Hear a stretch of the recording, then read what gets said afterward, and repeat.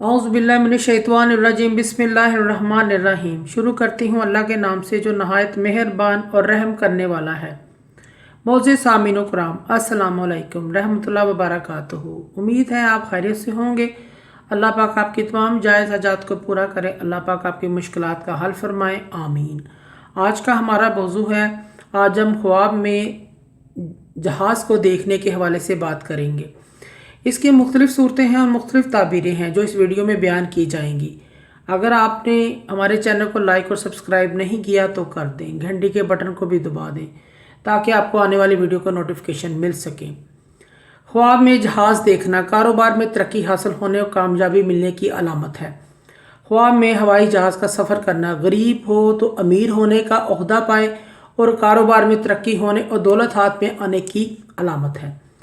ख्वाब में हवाई जहाज़ में उतरना तो बीमार हो तो शफा पाए, खैरियत से घर आने, राहत और आराम पाने की अलामत है। ख्वाब में अकेला हवाई जहाज़ में सफ़र करना इज़्ज़त मर्तबा बुलंद होने, दीनदार होने, रिज़्क़ मिलने की अलामत है। ख्वाब में किसी मालूम जगह का सफ़र करना तो गैब से रिज़्क़ मिलने, सेहत तंदुरुस्ती पाने, कामयाबी हासिल होने की अलामत है।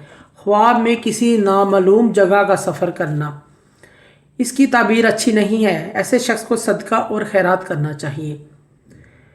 ख्वाब में हवाई जहाज़ में फैमिली के साथ, दोस्तों के साथ सफ़र करना इज़्ज़ो मर्तबा बुलंद होने और तरक्की मिलने की अलामत है। ख्वाब में अंधेरे में सफ़र करना गुमराह होने, दीन से दूर होने की अलामत है। ख्वाब में जहाज़ का हादसा हो जाना परेशानी और नुकसान की अलामत है। ऐसे शख्स को भी ख्वाब देखने वाले को सदका और खैरात करना चाहिए। सदका और खैरात तमाम मुसीबतों को टाल देता है। ख्वाब में जहाज़ में सफ़र करते हुए मंजिल तक पहुंच जाना या फिर एयरपोर्ट पर जाकर उतरना कामयाबी पाए और आराम और राहत पाने और तरक्की पाने की अलामत है। मोअज़्ज़िज़ सामीन कराम, अगर आपको हमारी ये वीडियो अच्छी लगी है तो इसे सदका जारिया समझ कर ज़्यादा से ज़्यादा शेयर करें। अल्लाह पाक आपके हामी नासर हों। जज़ाकल्लाह।